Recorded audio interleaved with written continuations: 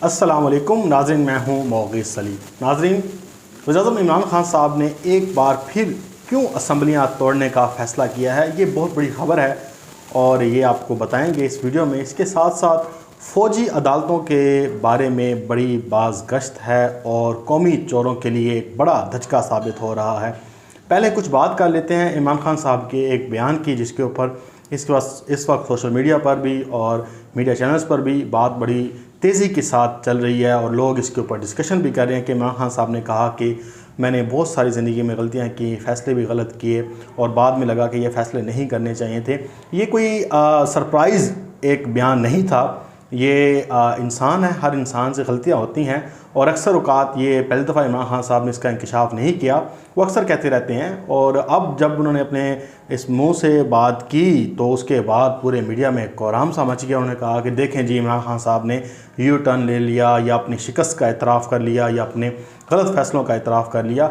इमरान खान साहब ने गलत फ़ैसले किए और उन्होंने इसका अजाला भी किया। आपने देखा काबीना में जो उखाड़ पछाड़ है, उसके बाद IG भी चेंज किए पंजाब में।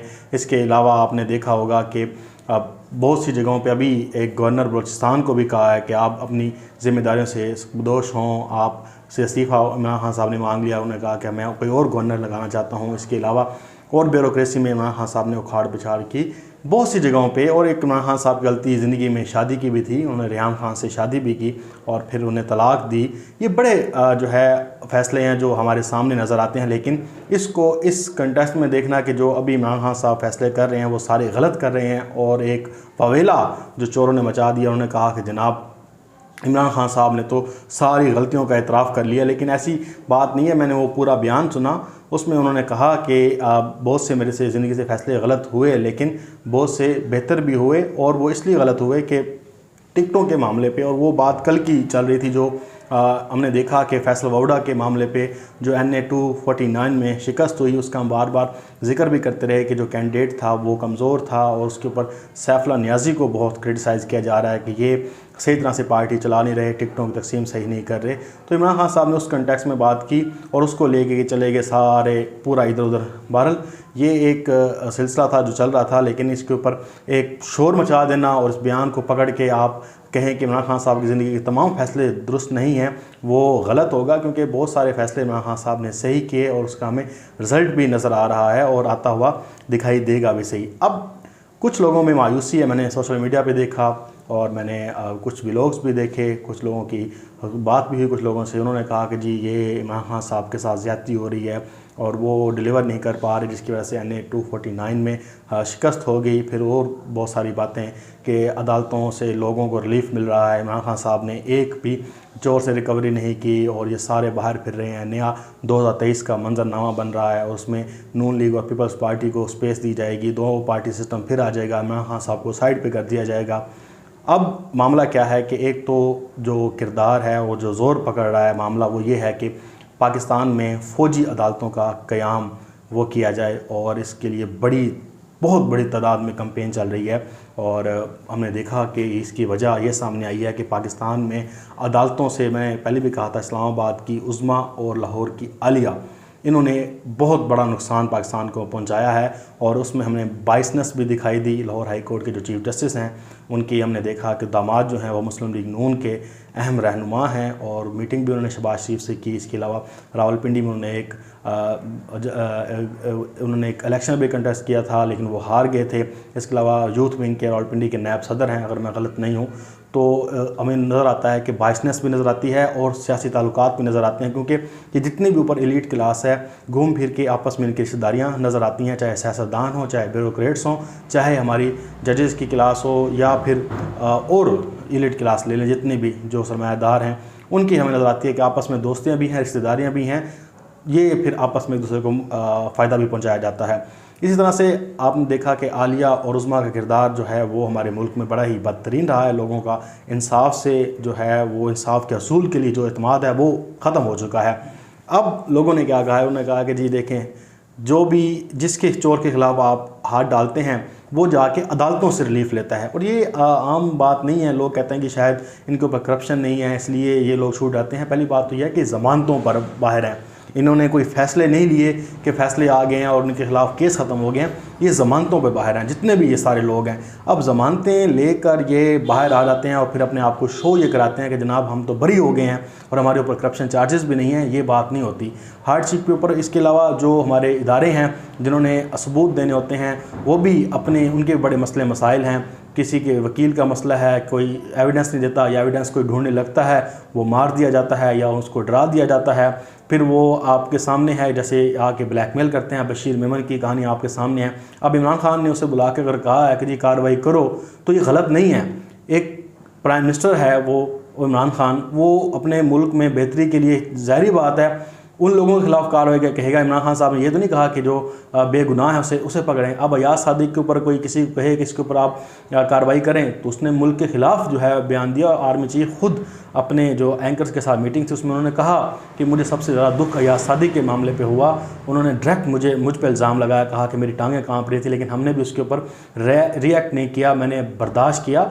ये बड़ी एक स्टेटमेंट थी जो अयाज सादिक के हवाले से थी कि फ़ौज में कितना गम और गुस्सा था, दुख था और आर्मी चीफ पे अटैक किया गया था। अब कोई कहे कि इनके खिलाफ कार्रवाई की जाए तो ये बेजाना होगा कि आप एक दुश्मन मुल्क को फ़ायदा पहुंचा रहे हैं, अपने मुल्क को फ़ायदा पहुंचाने के बजाय। और एक इंटरनेशनल सतह पर जब हमें रिकगनाइज़ किया गया 27 फरवरी का मामले पे, हमने उनका पायलट छोड़ा, पायलट गिरा दिया था हमने, तो बड़ी एक अचीवमेंट थी। लेकिन उसको इंडियन मीडिया में देखा आपने कि हमें हार में उसे कन्वर्ट कर दिया गया कि देखें जी इनकी टांगें कहाँ पर थी, इन्होंने डर के दे दिया। तो बड़ा एक दुख वाला मामला था एक मुल्क के लिए कि उनके पार्लियामेंट में ये बात डिस्कस हो रही है। अब ये जो कौमी अदालतों फ़ौजी अदालतों का मामला है, उन्होंने कहा कि जी चोरों के हवाले से जो केसेस हैं वो सीधे फ़ौजी अदालतों में चलाए जाएं, क्योंकि लोगों को अब इंसाफ पे यकीन नहीं रहा। काजी फ़ाइज़ा साहब का आपके सामने केस है, इसके अलावा शहबाज शरीफ का, जरदारी का, फरियाल तालपुर का, जितने नाम लेते जाएँ ये सब लोग ज़मानतों पर हैं, इनके केसों से ये बरी नहीं हुए। उन्होंने कहा कि जनाब 3 महीने का टाइम दें, वहाँ पर आप दूध का दूध पानी का पानी कर दें और फ़ौजी अदालतों से ये सारी सज़ाएँ दिलवाई जाएँ, क्योंकि इस मुल्क में करप्ट अशराफिया को पकड़ना अब नामुमकिन हो गया है। बात बहुत आगे तक निकल गई है, कौन क्या करे। सब जो हैं जिन्हें सबूत देने हैं वो डर जाते हैं, देते नहीं हैं, या पैसों से ख़रीद लिए जाते हैं, और ख़रीदे ना जाए तो मार दिए जाते हैं। अब इसके बाद क्या चाह रहा है? तो ये फ़ौजी अदालतों के हवाले से अब जो डिबेट चल रही है इसके ऊपर बड़ा जो है वावेला भी मचा हुआ, लेकिन आईनी तौर पर इसको मंजूर करने के लिए बहुत मुश्किलात हैं। लेकिन ये एक डिबेट है और लोगों को देखें कि अब एक अदालतों से उम्मीद थी वो भी ख़त्म हो गई है और अब सिर्फ फ़ौज से उम्मीद लोगों ने लगाई हुई है कि शायद वहाँ से रिलीफ मिल जाए। तो ये एक बड़ा ही सोचने की बात है और बंदे को सोचना चाहिए कि पाकिस्तान की अदालतें क्या कर रही हैं, जहाँ पे सुप्रीम कोर्ट में 40-50 हज़ार केस ज़ेर अल्तवा हों, जहाँ पे इंसाफ ना हो रहा हो, वहाँ पे ये मामला चल रहा हो। अब आपको मैं जो असल मामला था वो ये था कि असम्बलियाँ तोड़ने के हवाले से इमरान खान साहब ने 2 से 3 दफ़ा पहले भी मामला ये उठाया था और एक दफ़ा तो उन्होंने फ़रोग नसीम को भी कहा था कि आप असम्बलियाँ तोड़ने के हवाले से लाइटर टाइप करें।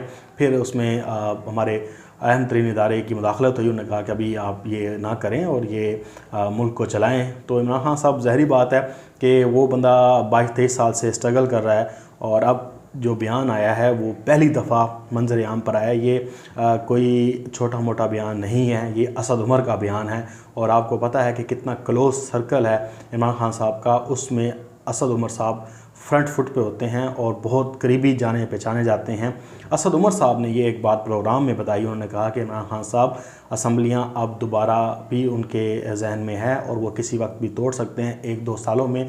अगर तो इमरान खान साहब समझते हैं कि वो डिलीवर नहीं कर पा रहे और सिस्टम उनका साथ नहीं दे रहा, तो मैं इमरान खान साहब को जानता हूँ कि वो असम्बलियाँ तोड़ देंगे। यानी कि अब इमरान खान साहब के जहन में जो चल रहा है वो ज़ाहिरी बात है, वो यही है कि अगर वो आवाम का एतमाद खो रहे हैं और वो समझते हैं कि वो मुल्क को नहीं चला सकते तो वो असम्बलियाँ तोड़ देंगे। इसकी वजह 2-3 जो मुझे समझ आई वो ये है, एक तो बशीर मेमन के हवाले से भी देखें कि जिन को लोगों को कहा कि आपने कार्रवाइयाँ करनी है वो आके पेरोल पे आ जाते हैं। अब बशीर मेमन चुप रहा, इसके ऊपर बिलावल भुट्टो ने भी बयान दिया, उन्होंने कहा कि बशीर मेमन को जब इमरान खान साहब ने कार्रवाई का कहा था उस वक्त ये क्यों नहीं बोला था, उस वक्त रिज़ाइन देता और कहता कि जनाब मुझे ये प्राइम मिनिस्टर धमकियाँ दे रहा है और मुझे ये कहता है ये करो। अब आप इतने अरसे बाद आगे जाग गए हैं तो इसके मामले में तहकीकात तो होनी चाहिए कि क्यों जागा है। अब इसी तरह से इमरान खान साहब देख रहे हैं कि जिन चोरों को पकड़ा जाए, जिनके खिलाफ कार्रवाई करने का कहा जाए, अदालतों से वो रिलीफ ले लेते हैं, अदालतें उनको छोड़ देती हैं। अब इमरान खान क्या कर रहे हैं? इमरान खान ने तो बंदा पकड़ के देना है। आगे जब अदालतों में जाते हैं तो वो वहाँ पे निकलता है कोई चाचे का बेटा, कोई मामे का बेटा, किसी की पुरानी दोस्ती निकल आती है, किसी का वकील होता है तो उसको जज तक प्रमोट किया होता है, वो साथ दे देता है। इसी तरह से आप देखें कि आप लाहौर हाई कोर्ट के जस्टिस हैं, वो अब रिटायर होने वाले हैं, उनके कुछ ही अर्सा रह गया है। अब वो कोशिश कर रहे हैं कि सुप्रीम कोर्ट में प्रमोट होकर आ जाएँ। वो सुप्रीम कोर्ट में आ गए तो फिर जब फैसले देने की बारी आएगी तो फिर ये जज ही सुन रहे होंगे फैसले, तो फिर इंसाफ कहाँ से होगा? अदालतों में तो ज़ाहिर बात है कि आप 3 महीने के अंदर सुप्रीम कोर्ट का ये था कि रोज़ाना की बुनियादों पे जो नैब कोर्ट्स हैं ये रोज़ाना की बुनियादों पे करप्शन के केसेस की समाअत करें और जितनी जल्दी हो सके इन्हें जो है निपटाएं, लेकिन फिर भी उसके ऊपर काम नहीं हो रहा। अदालतों की अहकामात नहीं मान रहे। तो इमरान खान साहब ज़ाहिर बात है डिप्रेस्ड भी हैं और होप भी उनकी है और लोगों को होप भी दे रहे हैं कि अगर वो समझते हैं कि इस सिस्टम में रहते हुए वो डिलीवर नहीं कर सकते, वो दोबारा आएँ अच्छी मेजॉरिटी के साथ और फिर आके वो काम करें, ताकि ये ब्लैकमेलिंग वाला सिलसिला ये रोज़ाना की बुनियादों पे कभी पीडीएम आ जाती है, कभी वो आ जाता है। और पाकिस्तान के जो इदारे हैं उनको भी सोचना चाहिए कि या तो आपने फिर इन पार्टियों को सपोर्ट करना है या फिर उस पार्टी को सपोर्ट करना है कि जो दोनों के ख़िलाफ़ खड़ी हुई है।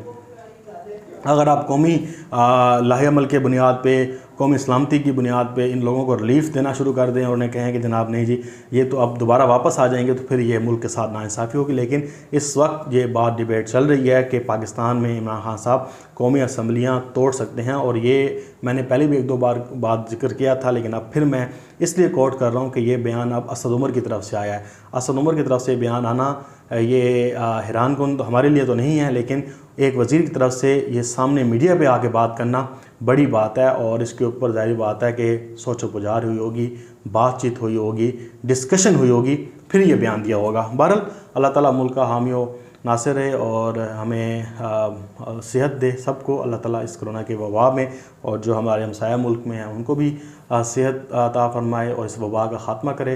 अल्लाह ताला मुल्क पर सलामती अपनी भेजे और हमें अच्छी ज़िंदगी गुज़ारने की तौफ़ीक दे। आमीन सुम्मा आमीन। अल्लाह हाफ़िज़।